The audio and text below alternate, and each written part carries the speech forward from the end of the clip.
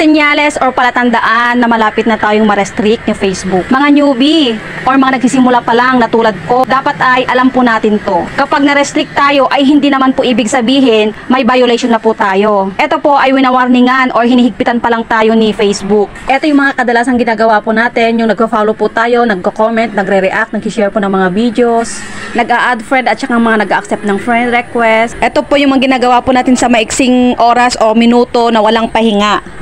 Mga palatandaan na malapit na tayong ma-restrict. Dito po ay magkakaroon na po tayo ng mga senyales or warnings. Ito nga po yung mga session expired or yung biglang nag-log out, yung mga nagkakaroon po ng trouble loading. Dito po ay lumalampas na po tayo sa minimum standards po ni Meta.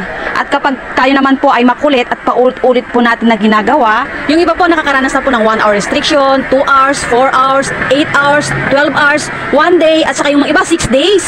Yung iba po nakakaranas ng mga 1 month na restriction. Kung sa mga monetized naman po ay nahuhold po yung mga sahod.